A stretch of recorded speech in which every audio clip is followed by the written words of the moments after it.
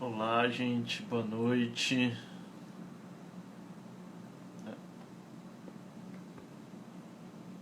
Boa noite, tudo bem? Bem-vindos e bem-vindas.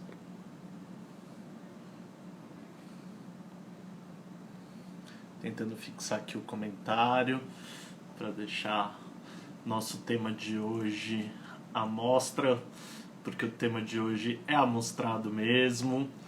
Então, bom, bem-vindo todo mundo, bem-vindas. Boa noite. Tô vendo que já tem uma galerinha entrando, Lorena, Beth, Fernanda. Temos já uma galera. Oi, Matheus. Temos já uma galerinha que tá sempre aqui com a gente. Bom saber que a gente tá conseguindo manter a fidelidade de vocês nessa nossa conversa de quarta-feira. É, Hoje a conversa vai ser bem bacana, tendo como mote o Dia do Orgulho LGBT, que é domingo, dia 28, né? Temos uma convidada super bacana que já já conversa aqui com a gente. E antes da gente começar, queria só lembrar que essa nossa live de quarta-feira é um encontro que é promovido pela Escola da Cidadania do Instituto Polis. A Escola da Cidadania é um setor do Polis que é responsável pelas nossas ações de formação, de debates, enfim, é um espaço de reflexão aberto, plural, para a gente construir uma nova sociedade, né? Então a gente tem tido toda semana esse espaço de lives aqui com vocês, em que a gente conversa sobre vários assuntos que se relacionam a temáticas urbanas, que se relacionam à defesa da democracia e à defesa dos direitos humanos, que são pautas que o Polis historicamente defende e trabalha, desde a sua fundação há mais de 33 anos atrás. Então, queria aproveitar esse espaço e, além de falar isso, fazer um merchanzinho básico, que a gente acabou de lançar, tipo, assim, acho que faz 5 minutos, não faz nem 10 minutos, a gente acabou de lançar um novo curso da Escola da Cidadania. Se vocês entrarem nas nossas redes, vocês vão ver, um curso muito bacana, que se chama Decifrando o Direito à Moradia. E aí é um curso que a gente vai ter a honra de contar com gente como a Raquel Ronick, o Guilherme Boulos. Aí tem uma galera do próprio Polis que também vai dar aula, nossa coordenadora geral, Daniele Klintovitz, eu, também a Gabriela Matos, do IAB, enfim, vai ser um curso super bacana que vai começar agora em julho. Então dá uma olhada que esse curso tá incrível. Então acho que nossa convidada já chegou aqui, eu vou chamá-la. Deixa eu ver aqui. Ah, chegou. Chegou sim. Vou adicionar aqui. Se vai. Só tentando, às vezes. Keila? Olá, Oi, tudo bom? Você me ouve tudo bem? bom? Boa noite, muito bem. Muito Ah, bem. maravilha. Seja bem-vinda, Keila. Obrigada pelo convite. É um prazer sempre poder contribuir. Nesse período, então, melhor ainda, estamos juntos aí para construir, contribuir no que necessário for. Maravilha. Keila, queria agradecer tua presença e apresentar, assim, para quem não conhece a Keila, ela é presidenta da ANTRA, que é a Associação Nacional de Travestis e Bissexuais, e também coordenadora do Centro de Promoção e Defesa dos Direitos LGBTs da Bahia. É isso, Keila? Isso. Ah, legal. Eu queria também, assim, para gente, antes da gente começar, se apresentasse um pouquinho o que é a Antra, o que vocês fazem, para a galera que está em casa e que ainda não conhece muito a Antra, para saber um pouco o que vocês fazem, enfim, como vocês são. Acho que é bacana da galera conhecer. Ok? Então, acho que dá boa noite aí às pessoas que estão chegando, estão começando a participar aqui da live. A ANTRA é uma instituição que hoje ela tem em seus quadros 200 instituições afiliadas em todo o Brasil. Então, ela tem uma capilaridade bem abrangente no cenário nacional. Ela começa lá em 92, na cidade do Rio de Janeiro, com a criação do primeiro grupo de travestis do Brasil. Né? Em 92 se cria o primeiro grupo do Brasil, é o Grupo Astral, Associação de Travestis e Liberados no Rio de Janeiro. E já nesse período, tem-se a ideia de criar um movimento que organizasse nacionalmente a população de travestis. Pouco se falava em mulheres transexuais, homens trans nem aparecia, pessoas não binárias, intersexuais, então eram coisas que nem se imaginava na época que existisse essas pessoas que aí estão. Então era um movimento organizado de travestis. Esse grupo no Rio de Janeiro consegue fazer o encontro. No período a epidemia de AIDS estava bem alastrada no Brasil, 92, e chama esse encontro de Encontro Nacional de Travestis e Liberados, que era para casar com o nome do grupo. A sigla fica entre AIDS, Encontro Nacional de Travestis e Liberados, que atuam na prevenção da AIDS. Esses encontros foram um catapultador do que hoje a gente tem organizado e conhecido como movimento, né?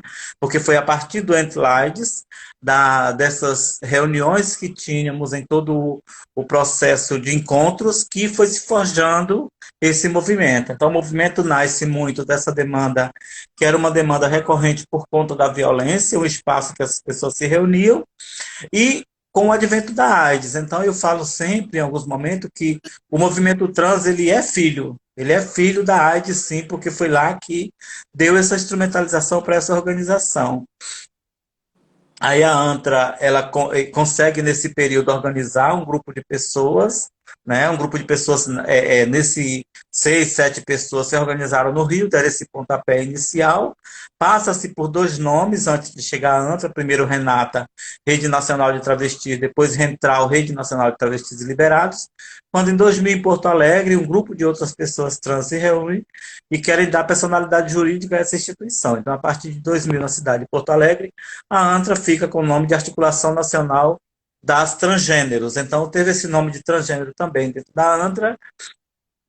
A ANTRA é registrada com esse nome, mas logo em seguida, quando a gente começa a debater, e a academia tem ajudado muita gente nesse processo de debate, a gente consegue, então, compreender que a nossa instituição ela conseguia dar conta de apenas uma parte da população, já que esse transgênero é um termo guarda-chuva que abarca muitas identidades.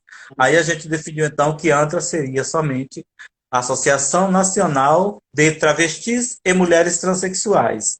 Então, a ANTRA ela trabalha com essas duas populações específicas, mas ela, dentro do escopo da sua atuação, ela atua com todos os movimentos constituídos, aí movimentos LGBTs ou não, a academia, pesquisadores, órgãos governamentais, então ela tem essa capilaridade toda, e eu tenho a felicidade de conduzir a ANTRA nesses últimos 4 anos, onde ela dá um salto de qualidade de participação, a gente tem feito uma movimentação nas redes sociais antes da pandemia e muito agora. No dia 26 nós vamos fazer a segunda edição do festival Travestilizando, é um festival que dura 9 horas de atividade na internet, a gente começa às 13 horas e vai até às 21, Legal. cada 30 minutos. A cada 30 minutos, uma pessoa trans, nossa convidada, entra no seu Instagram pessoal e faz uma intervenção sobre um tema específico. Todas essas comunicações vocês podem acompanhar no nosso site, está lá www.antrabrasil.org, e a gente está aí, atuando na defesa da democracia, muito alinhada com os pilares da democracia que a gente defende, alinhadíssimo com esses pensamentos mais esquerdas, mais do lado da esquerda, rechaçando todas as formas de autoritarismo que tomam conta do Brasil e continuando nessa luta na resistência travesti. Então, mulher, eu tenho que fazer um comentário. Que guarda-chuva? É um guarda-chuva que está aí atrás de você?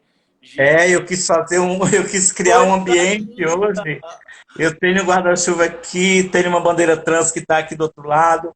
É porque, na Ah, verdade, esse canto se tornou quase que o meu espaço. Então, eu tenho aqui todo o pedestal onde eu aponto o telefone. Eu já deixo montado, porque a cada hora, a cada 2 horas, eu estou entrando numa live diferente ou numa reunião. E aí eu já deixo aqui preparado já a cada semana eu modifico. Como a gente está na semana, então, no mês do orgulho, na semana, eu quis dar um visual assim, mais de coisa muito rainbow, para a gente poder então, entrar no clima. E hoje é arrasou. São João aqui no Nordeste, é feriado também, não é feriado porque o feriado foi antecipado, mas parece hoje é dia de festa aqui no Nordeste. Mas a gente está falando, como eu disse lá no jornal do MST, a gente está parada, mas não está quieta, tá só isolado em casa, mas está movimentando sim. Até o dia 28, coisas bonitas vão acontecer por aí. É isso aí. Você sabe que hoje, na verdade, eu fui escolher minha roupa para live para a gente conversar. Aí eu resolvi usar essa camisa de chita aqui, justamente porque me lembrou um pouco de São João também. E É. enfim, lembrei disso. Eu falei, ah, vou colocar essa porque eu tô precisando dar um colorido, dar uma coisa aqui para dar uma animada, né? Porque é isso. A É gente verdade. tá na rua, mas a gente tá trazendo a rua para dentro de casa, né? Isso. Então, acho que é essa a ideia.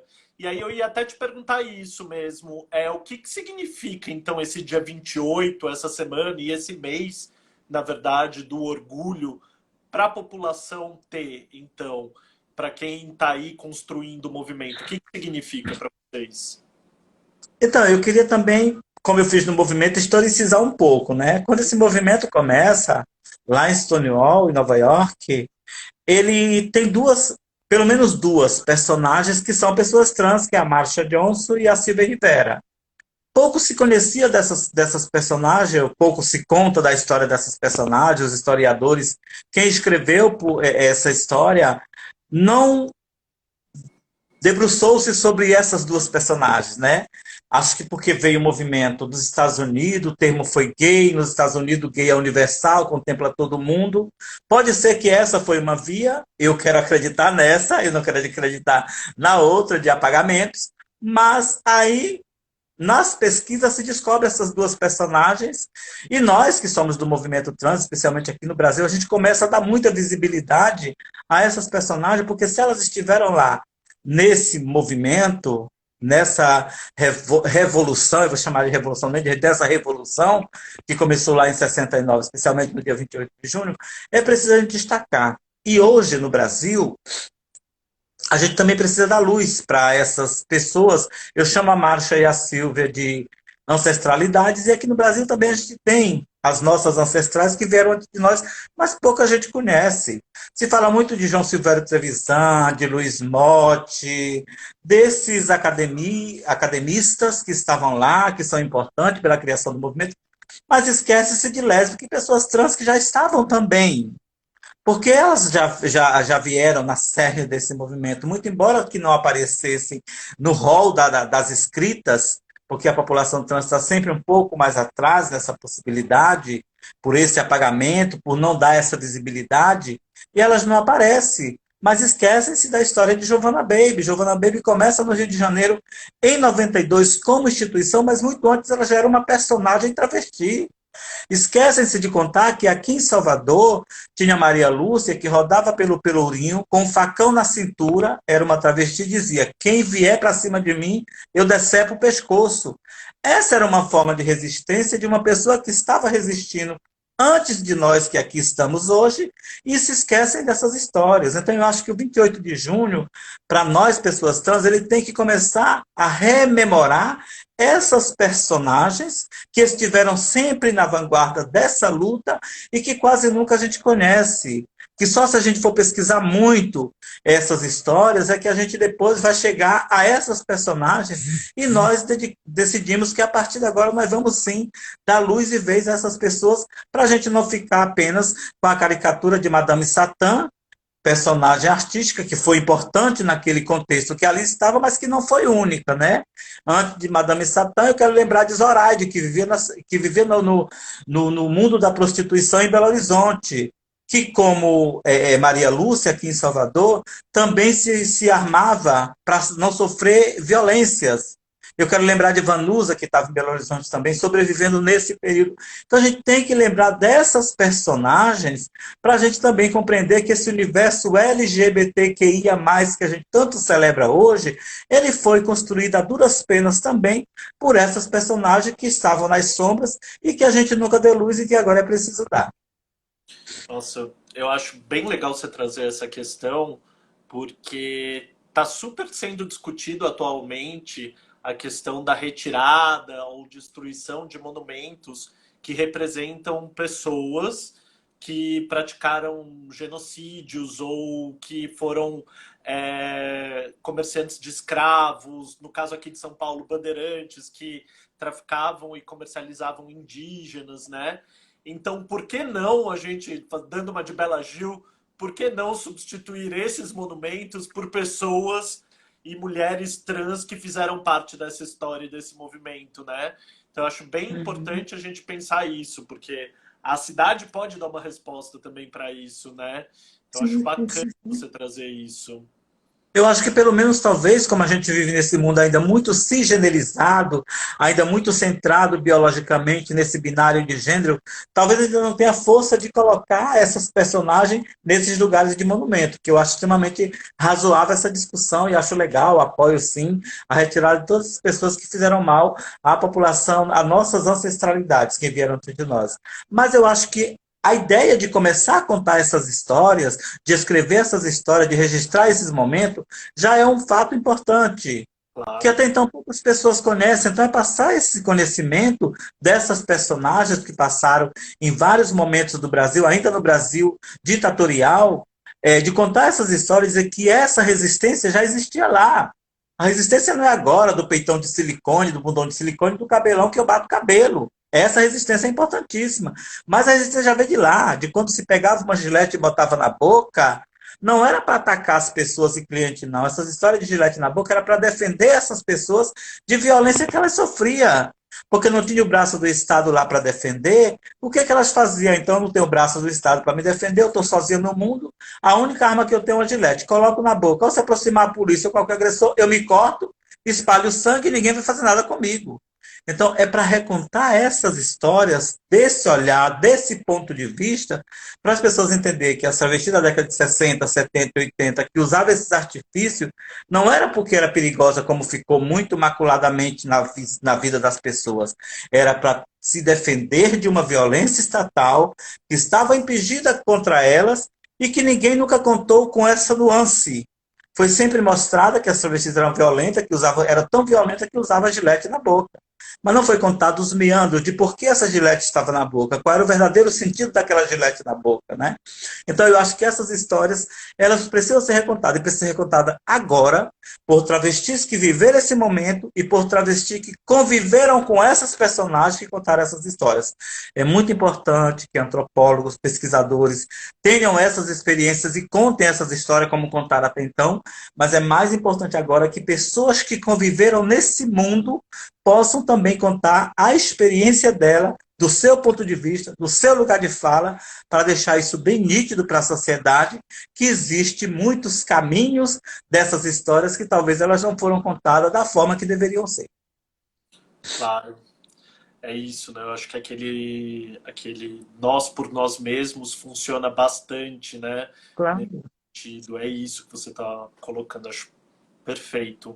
E só para uma galera de casa que às vezes não tem noção do que isso significa, quando a Keila coloca da necessidade de defesa, né?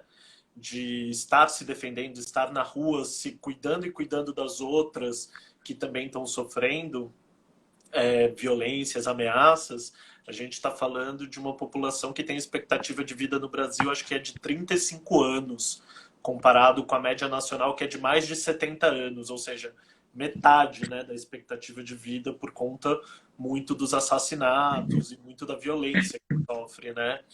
Então, eu queria até também, porque vocês que historicamente fazem um levantamento também da questão dos assassinatos, né, de pessoas T's.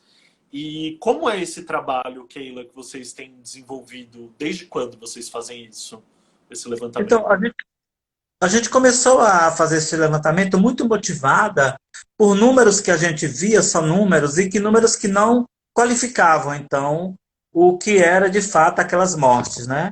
Não que os números estivessem errados, não que a crítica não vai para esse lado. A crítica vai antes assim, morre uma pessoa trans e eu quero esmiuçar aquela morte de tal forma que eu vá achar caminhos para erradicar esse transfeminicídio, que é como a gente chama hoje dessa população. Então, em 2015, 2016, a ANTRA começou a se debruçar sobre esses assassinatos e resolveu, a partir dali, que ela ia dedicar um tempo da sua atuação para contabilizar aquelas mortes. Esses anos, esse é o terceiro ano que a gente faz esse estudo, e a gente faz ele sem nenhum recurso. Sem nenhum recurso financeiro, a gente não tem apoio de nenhum centavo para fazer esse estudo. Então, são duas pessoas que se responsabilizaram, é Sayonara Nogueira, que é geógrafa que mora em Uberlândia, e Bruna Benevides, que está no Rio de Janeiro, As duas começaram, então, a se articular. Antes, a Sayonara trabalhava, atuava numa outra instituição, então ela trouxe essa experiência, juntou com Bruna e começaram a partir daí fazer esse estudo. Esse estudo, ele também é um estudo que é pioneiro no sentido das informação.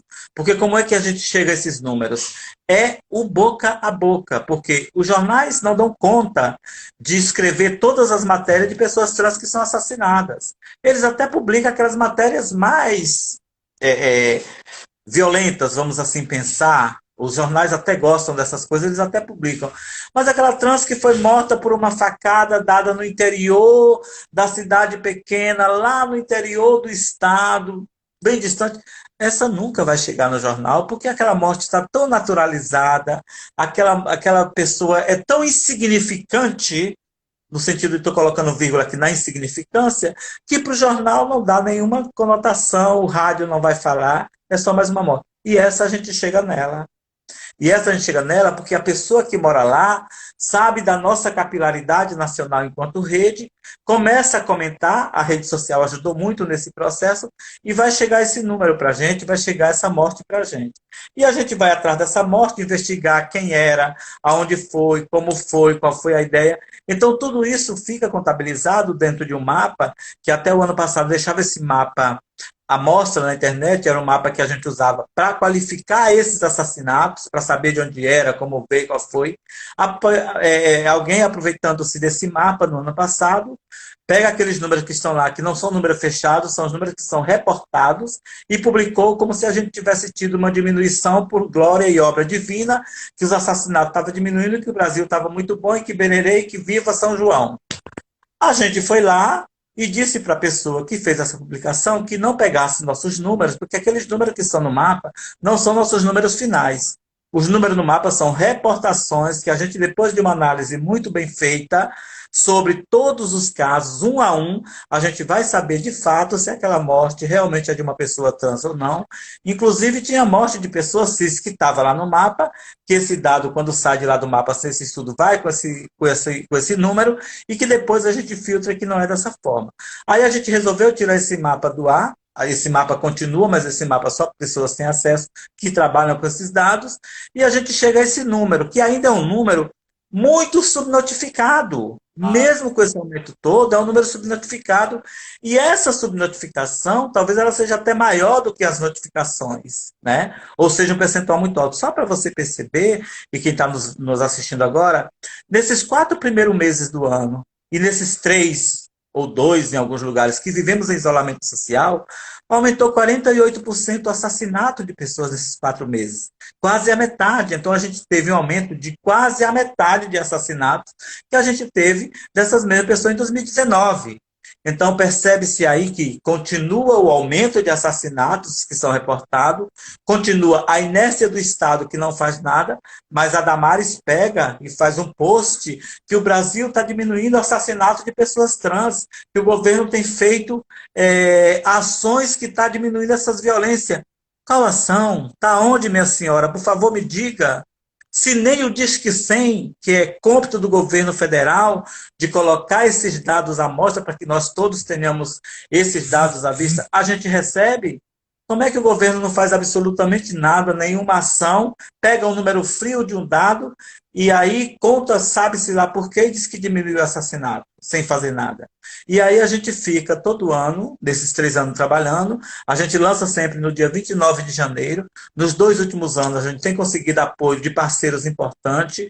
Um ano foi o Conselho de Psicologia, esse ano foi o Sindicato de Brasília, que imprimiram para nós esse material, a gente tem esse material impresso, e está na nossa página em PDF. Qualquer pessoa, qualquer pesquisador, qualquer pessoa tem acesso lá na ANTRA. Esses 2 relatórios estão lá, e a gente vai colocar o terceiro, tá? 2017, 2017, 2018, 2019, tá? A gente tem esses 3 relatórios lá.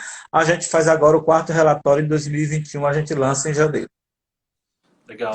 Eu estava dando uma olhada, um trabalho super bacana. Eu fui ver, vi até essa questão que vocês colocaram lá um aviso sobre a disponibilização do mapa também, justamente por conta dessa situação. Mas você tocou num ponto que justamente era uma coisa que eu ia até te perguntar. que era sobre essa questão da notificação e dos casos de assassinatos em tempos de pandemia, né? Desse crescimento, que você até falou que teve um crescimento. E que outros impactos você percebe que a pandemia está trazendo para a vida de pessoas trans? O que, que vocês têm ouvido, visto, vivido? Então, o primeiro impacto é essa do afastamento do isolamento social, né? A população trans sempre viveu isolamento. Sempre viveu isolamento, né? Não é novidade agora somente na pandemia. Na pandemia tem um agravante que tem um vírus que é invisível e que está pegando as pessoas. Mas a população trans sempre viveu longe da família, sempre viveu trancada em casa durante o dia, só sobrando a noite para sair, ou sempre está trancada em apartamento, esperando o cliente chegar para apertar a campanha para fazer sexo. Está sempre oculta. Você não vê a população trans transitando livremente na sociedade como a população cisgênero. E aí, esse isolamento, ele trouxe o quê? Violência, mais violência, adoecimento mental aumenta, porque você volta para a casa da família, você vai se relacionar com sua família. Essa falta toda que as famílias têm, dizia eu hoje numa live mais cedo, essas faltas todas que a família tem de bens materiais, de possibilidade de não ter cômodo suficiente para todo mundo, isso também acirra os conflitos familiares, é muito comum isso. Acirra-se conflitos com a vizinhança em si, que de repente vê uma personagem que, muito embora seja da família, é estranha naquele ambiente, começa-se aí uma série de conflitos para essa pessoa, que já está no processo de isolamento, e aí acirra-se mais ainda. Esse é o primeiro aspecto. Essa violência, ela permanece, ela é psicológica, ela é verbal e ela é física. Até chegar às vias de fato, já tem relatos de que chegaram. A outra é que o afastamento social, que esse isolamento em que as pessoas foram submetidas até agora, faz com que todas essas meninas e meninos que fazem prostituição percam a sua mola mestra de ganhar dinheiro, que é como trabalhava-se. Como essa população não se preocupa em guardar dinheiro, em poupar, em ter reservas, você mesmo falou que a média de vida é 35 e a gente ratifica isso, então por isso elas não guardam dinheiro. Eu vou guardar dinheiro se eu vou morrer com 35 anos de vida para ficar para quem? Então eu ganho a noite e gasto o dia. Certa elas, eu faço a mesma coisa com 55 anos, eu faço a mesma coisa ainda hoje. Mas aí não tem essas reservas, porque ninguém, em sã consciência, logo passando o carnaval, depois de toda aquela festa, achou que a gente ia cair nesse mundo que a gente caiu. Sim. Ninguém imaginava isso. Então, tudo que eu tinha gastado no carnaval, vamos pensar assim, tudo que as pessoas gastaram no carnaval, que ganhariam pós-carnaval, chegou a pandemia e disse: não, então agora a regra é tranca todo mundo nas suas casas, porque não pode ter esse contato, porque o contato vai fazer muita gente se contagiar por esse vírus. E o trabalho das pessoas trans é contato físico, de fato. O sexo é contato físico. O sexo é junta, é agarra. E são pessoas diferentes, são pessoas, cada hora com uma pessoa diferente. E o que tem de recomendação é não se juntar, principalmente com pessoas que a gente não sabe de onde veio. Isso cai de fato no mundo dessas pessoas que fazem prostituição e aniquila de vez com as suas possibilidades, até de planejamentos futuros. Então a gente pega uma população que está sem a possibilidade de ganhar dinheiro, sem reservas em casa e faltando até o próprio alimento.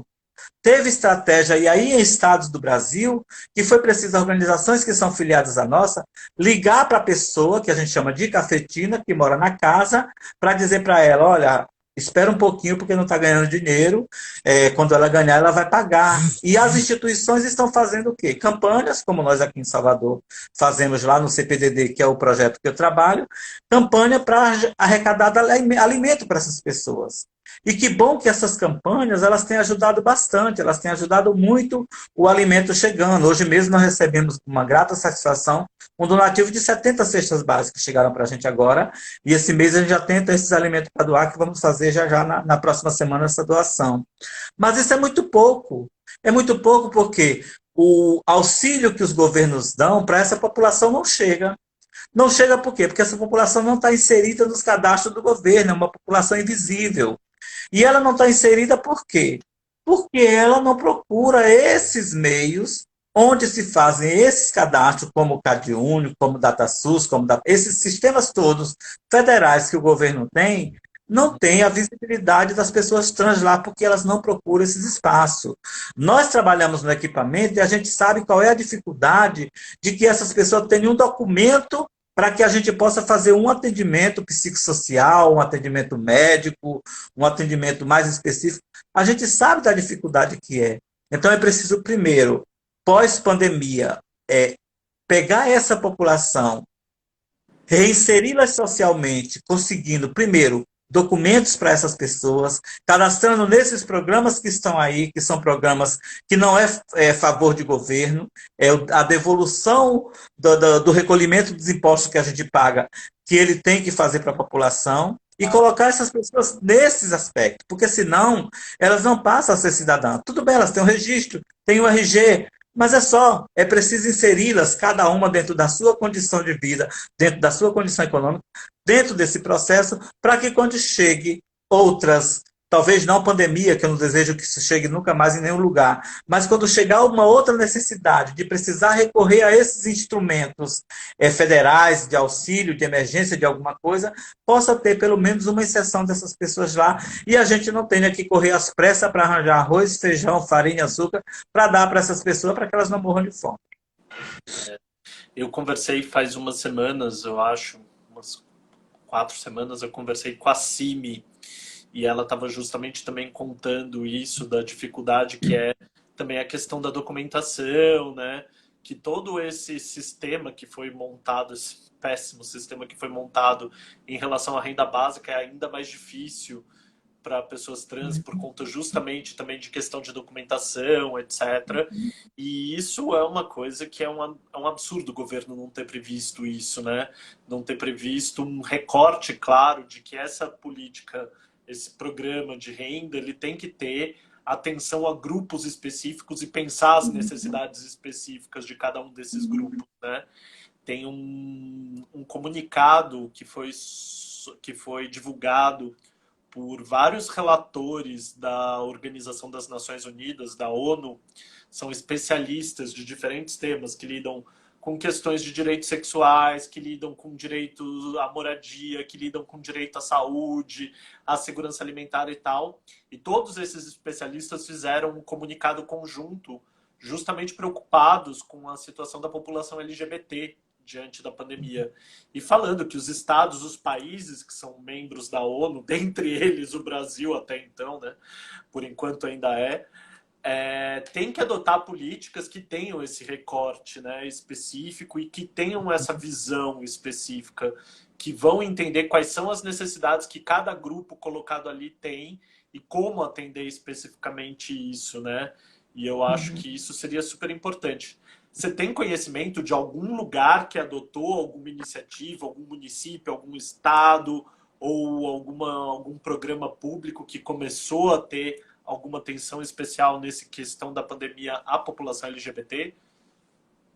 Então, primeiro, essa questão lá desse reporte, desse documento da ONU, foi feito pelo Vitor Madrigal. Ele veio para o Brasil, ele conversou com diversas organizações, inclusive veio aqui em Salvador, reuniu grupos aqui e levou então esse apanhado que a gente deu. É muito importante o documento desse. Se a gente vivesse numa outra conjuntura, tivéssemos aqui um governo democrata, que realmente atendesse à população brasileira, pegava um documento desse, à luz desse documento, olhava e desenhava algumas políticas.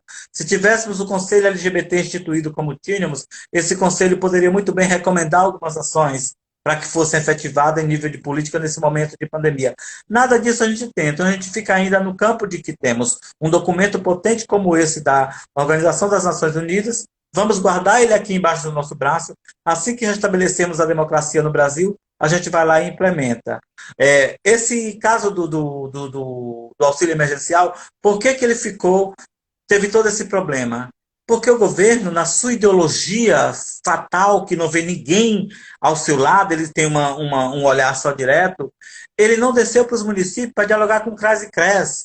Porque se desce para os municípios, dialoga com o CRAS e CRES, essas duas instituições, elas têm a lista de pessoas daquela comunidade que são mais necessitadas.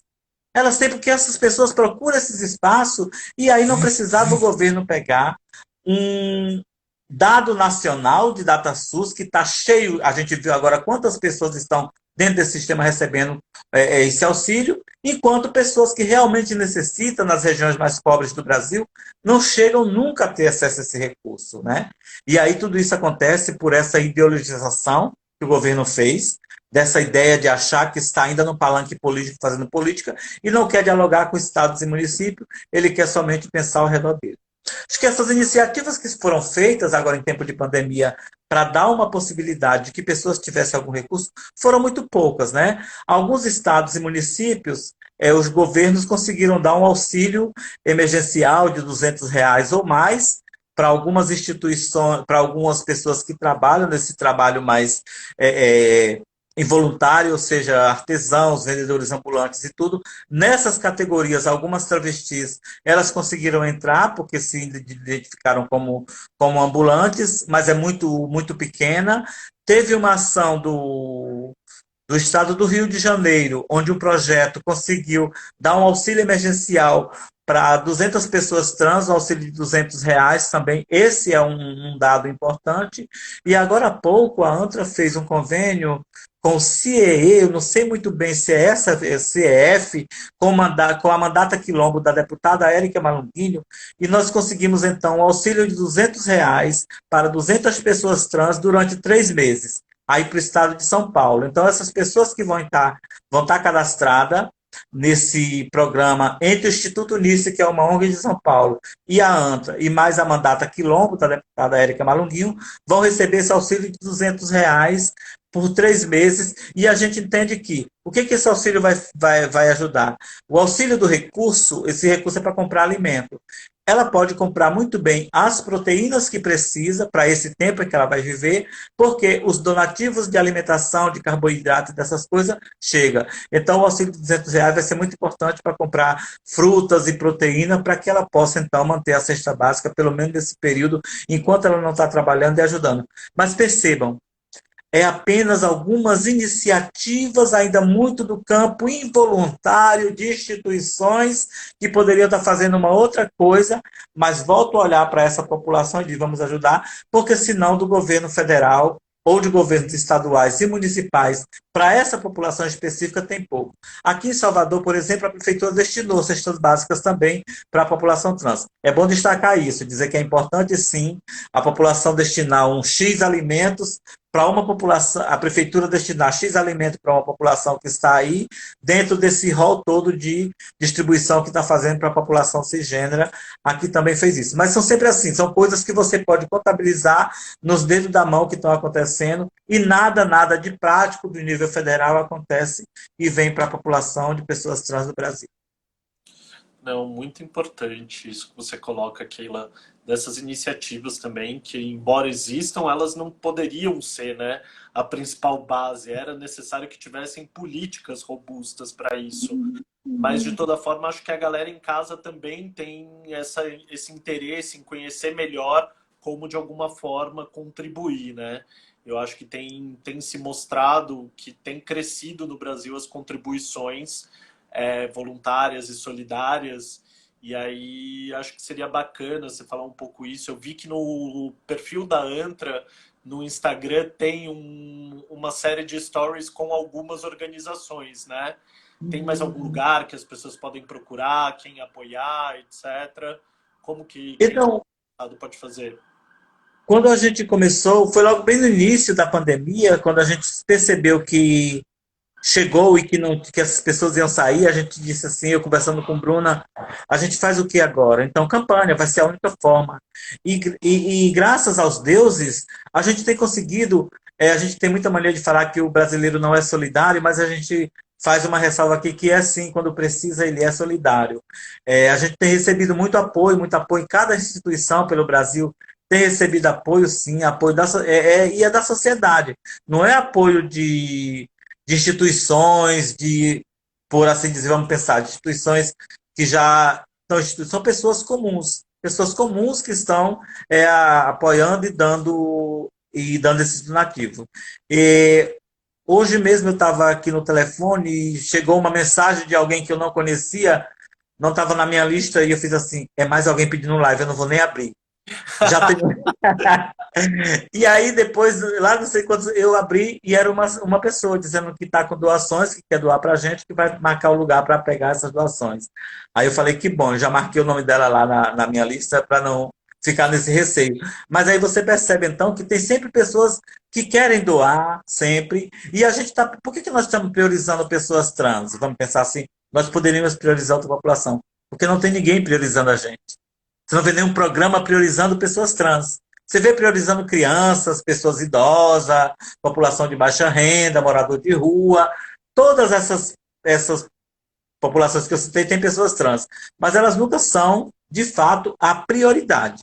Então a gente está priorizando a nossa população, mas a gente está dando também para a tia que está lá na esquina, para o morador de rua que está precisando que chegue, que pede. Não está restrito. Obviamente que a nossa prioridade máxima é pessoas trans, mas a gente não restringe só essas pessoas, a gente dá para as outras. E aí todas essas iniciativas que aparecem, acompanhando no Instagram da ANTRA, no Facebook e no próprio site, a gente tem sempre esses lugares que estão fazendo campanha e cada pessoa que estiver nesse lugar pode se aproximar e doar, ou propriamente ligar para a ANTRA e perguntar, olha, eu estou aqui para doar. A gente recebeu uma doação ótima aqui em Salvador, da Daniela Mercury. A gente tem lá caixas e caixas de água sanitária, caixas e caixas de álcool gel, alimentos. Então tem pessoas e artistas que também doam e que doam para a gente. Que bom que a gente recebeu essa doação agora.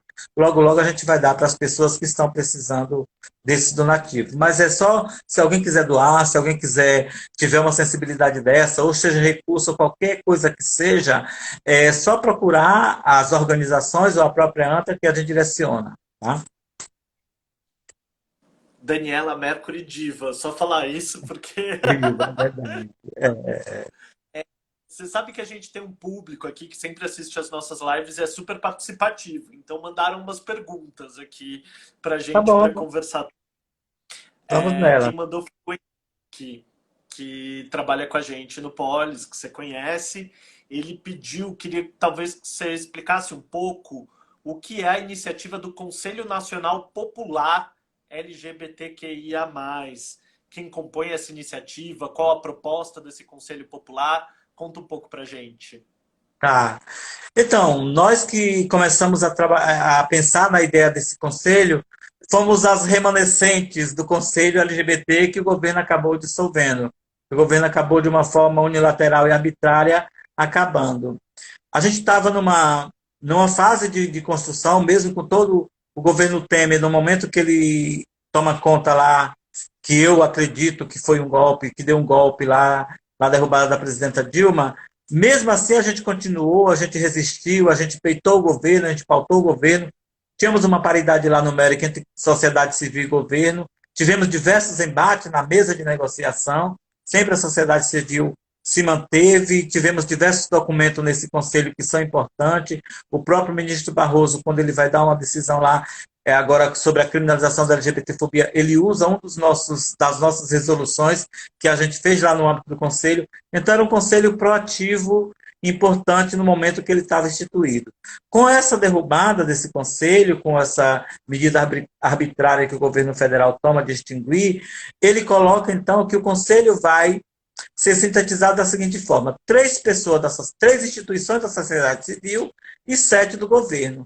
Essas 7 instituições do governo, todas iam estar no âmbito do ministério que é liderado por Damares. Então, são 7 pessoas do ministério de Damares e mais 3 organizações da sociedade civil de todo o Brasil. Nós tínhamos 15, estava querendo abrir para 30, a gente estava brigando para ter 30 organizações, e aí o governo vem e reduz para 3.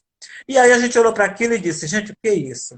Qual será a organização séria nesse Brasil que trabalha com LGBT, que vai ter coragem de concorrer a um edital nessa perspectiva? E mais uma perspectiva, sempre quem vai ser presidente do conselho vai ser sempre alguém do governo.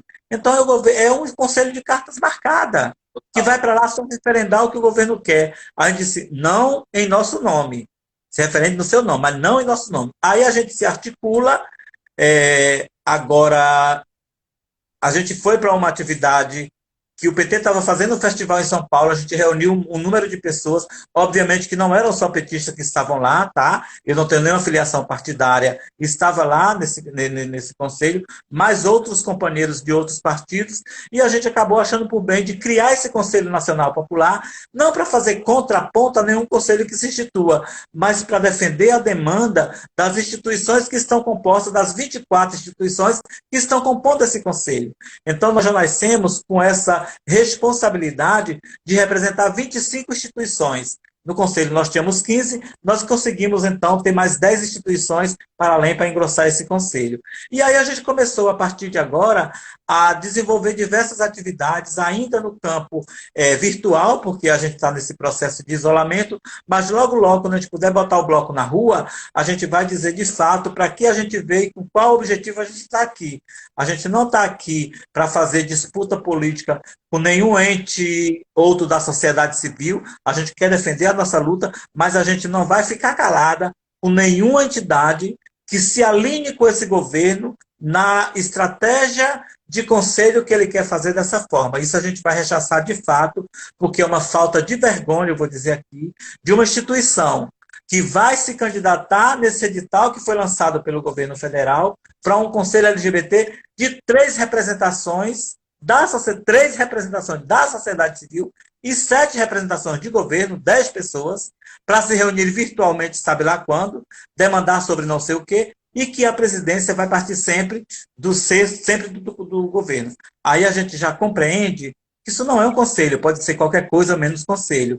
É uma comissão que vai referendar atos do governo federal. E contra isso, o Conselho Nacional Popular ele vai rechaçar sim. Então, no dia 28, nós vamos lançar esse conselho. O conselho já está atuando, mas no dia 28 nós estamos promovendo um tuitaço às 28 horas, às 18, às 15 horas um tuitaço, e depois a gente vai fazer um grande festival no dia 28 também, e a partir daí a gente vai fazer o lançamento do Conselho, acho que às 20 horas, não me recordo agora das agendas, pelo amor de Deus, mas procura Conselho Nacional Popular, que tem lá todas essas agendas, e a gente está aí, esse Conselho ele nasce da resistência que a gente precisa ter nesses 2 anos que tem aí para levar pela frente com esse governo, porque na minha convicção esse governo não cai, por mais denúncia que tenha, eu tenho absoluta certeza que ele vai cumprir, infelizmente, o mandato dele até o final, e aí a gente vai ter que jogar os dados justamente na política, na campanha política que vai começar a partir do ano de 2021. Nossa, eu confesso que você me falar isso me dá um arrepio de pensar ainda em Eu mais. também fico arrepiada quando eu falo. Hã? Mas eu também fico arrepiada quando eu falo. Mas é que todos os movimentos se voltam para isso. Ele não cai no TSE, ele não vai cair com essa denúncia da Polícia Federal, ele vai ficar fragilizado, ele já está. Fragilizado, ele já entrou. Mas as instituições que estão, o jogo que ele está armando dentro do Congresso Nacional é para manter ele no poder. Não sabemos a que preço, a passar 2 anos, então, sofrendo essas pressões que vai sofrer, mas infelizmente, a gente entrou nesse barco. A gente entrou, eu pelo menos não votei nele, né? Eu queria que o outro candidato tivesse aí. Infelizmente perdemos. E a gente nem fez oposição. Você vê que esse governo é tão ruim que a gente não está fazendo oposição. A oposição dele é ele mesmo. É ele mesmo. Mas, infelizmente, eu me arrepio a espinha, me arrepio a alma de querer errar. Eu quero, pelo menos, estar errado nessa minha afirmação, mas eu temo que esse governo ele vai levar até o fim do mandato, ele não consegue. Impeachment ele não vai ser. Isso já é uma prova. E o TSE também não caça a chapa. Essas 2 coisas já está quase que fechada. Agora, o processo do STF é uma incógnita ainda grande, né? Tem todos aí, mas enfim. Eu faço sempre umas assertivas e elas sempre dão o contrário, né? Vamos ver se eu acerto essa também. Tô torcendo para você estar errada. Eu também tô.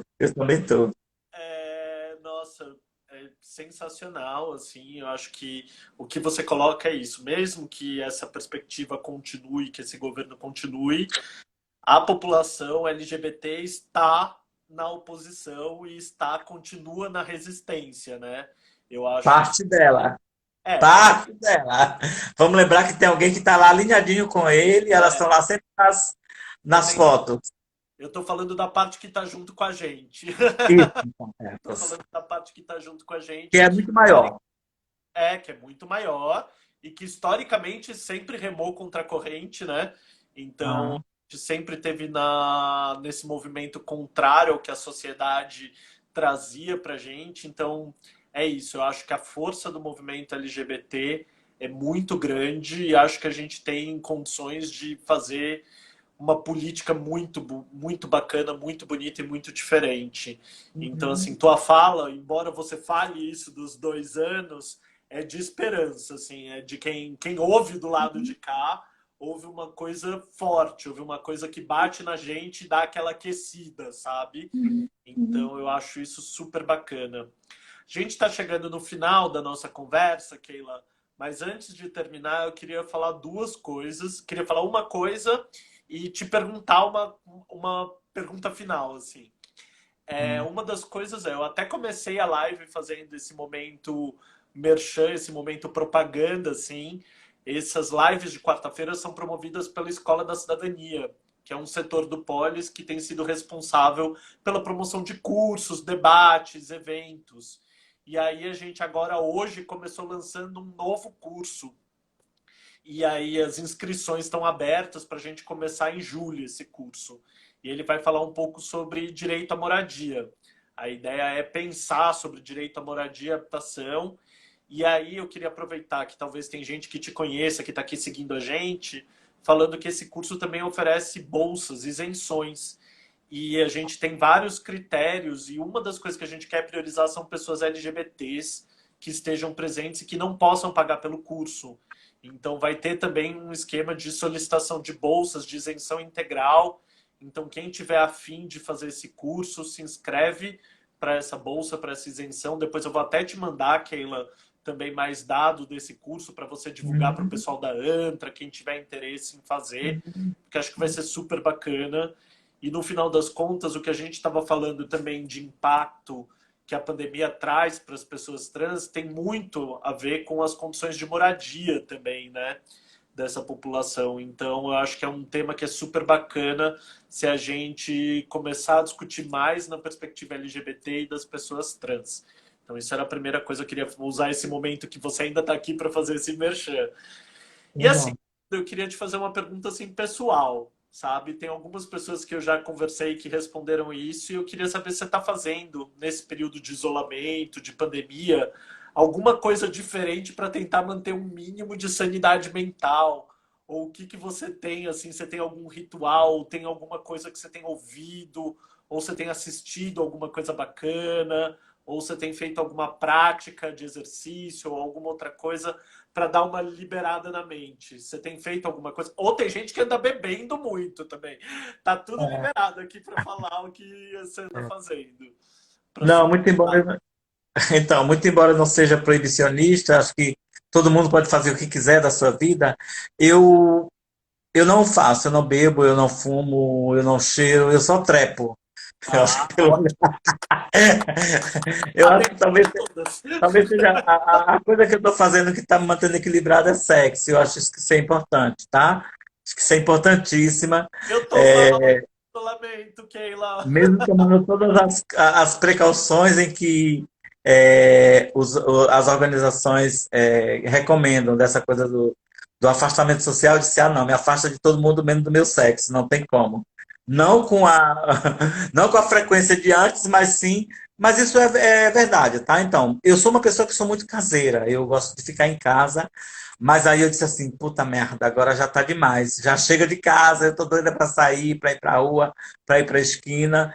Então, o que eu estou fazendo, que acho que limpa a minha mente, é a hora que eu desligo tudo. Eu não olho para celular, eu não olho para televisão. Eu tenho um terraço na frente da minha casa, eu vou lá, sento, fico olhando a rua, mesmo deserta. Esses momentos poucos assim, mas não tenho nenhum ritual de um dia eu vou começar. Eu nunca começo um dia nessa ritualidade. Tem dia que eu acordo 7 horas da manhã, quero tomar café. Tem dia que eu tomo café meio-dia, né? Então, eu acho que essa não rotina, talvez, em casa, ela tenha feito eu me equilibrar bastante nisso. Também tem as lives que eu tenho sempre. Eu acompanho lives também, às vezes eu entro na live e fico muito quietinha lá, só ouvindo as pessoas. Algumas que eu interajo, que me interessa bastante, eu interajo. Tenho visto lives maravilhosas, tenho visto outro que eu quero matar a pessoa quando ela está falando, mas isso também é bom.